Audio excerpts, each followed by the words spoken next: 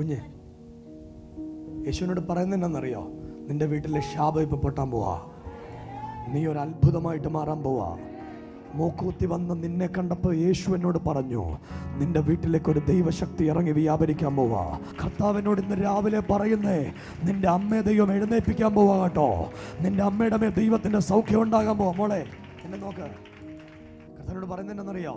നിന്റെ അമ്മയെ ദൈവം എഴുന്നേൽപ്പിക്കാൻ പോവാ. നിന്റെ അമ്മ എഴുന്നേറ്റ് എലോഹിമിൽ ആരാധനയ്ക്ക് വരും. 5 വർഷങ്ങൾക്ക് മുൻപ് നിന്റെ അമ്മ വീണുപോയ സ്ഥലത്തുനിന്ന് എൻ്റെ ദൈവം നിന്റെ അമ്മയെ എഴുന്നേൽപ്പിച്ച് ഒരു പുതിയ അധ്യായം നിന്റെ വീടിന് വേണ്ടി ഇന്ന് രാവിലെ എഴുതാൻ പോകുകയാണ്. അവിടെ ഒരു കാര്യം കൂടെ ഞാൻ കാണുന്നുണ്ട്. ഈ 5 വർഷം മുൻപ് നിന്റെ അമ്മ കെട്ടിടത്തിൻ്റെ വേണ്ടെന്ന് വീണില്ലേ? വീണ അന്ന് മരിച്ചുകൊണ്ടിയായിരുന്നു, അറിയാലോ അല്ലേ? മരിക്കേണ്ടിയായിരുന്നു അന്ന്. ജീവനോടെ വെച്ച് എന്തിനാണെന്നറിയോ? നിന്റെ നന്മ കാണാൻ വേണ്ടിയാ. നീ ഉള്ളൂ ആണും പെണ്ണുമായിട്ട്. നിങ്ങൾ കേൾക്കുന്നില്ലേ? +2 വെച്ച് പഠിത്തം നിർത്തിയ കുട്ടിയാ. എന്നോട് ദൈവം പറയാ, നീ തിരിച്ചു വരാൻ പോവാ.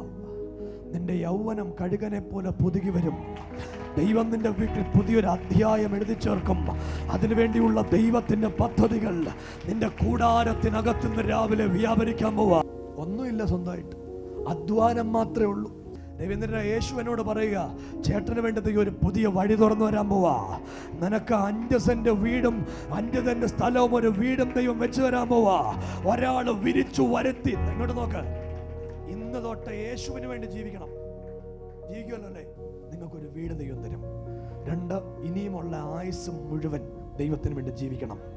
ദൈവം ഇവളെ കർത്താവിന് വേണ്ടി നിർത്തും. ഈ മോന് ആട്ടിമുടി മാറും. ഇവന്റെ മേൽ ഇവനെ കൂട്ടുകെട്ടും. ആ കാര്യം ഭയങ്കര ദേഷ്യ. യേശുവിന്റെ സിസ്റ്റം മുഴുവൻ അങ്ങ് മാറ്റാൻ പോവാ. കരമടിക്കാൻ പറ്റുന്ന സകല ദൈവമക്കളും അധരം തുറന്ന് യേശുവേ എന്ന് വിളിക്കാൻ പറ്റുന്ന ആളുകൾ യേശുവേ എന്ന് വിളിച്ചേ.